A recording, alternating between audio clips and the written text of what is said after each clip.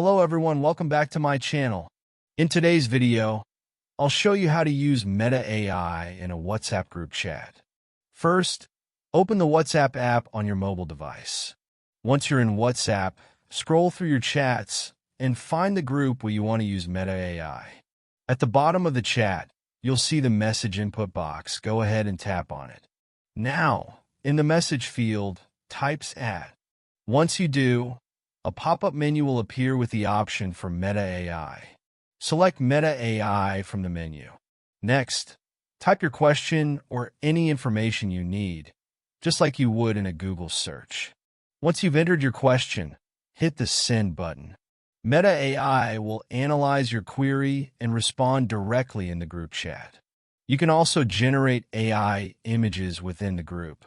To do this, type @ again and select Meta AI from the menu. After that, type / and another pop-up will appear. Choose Imagine from the options.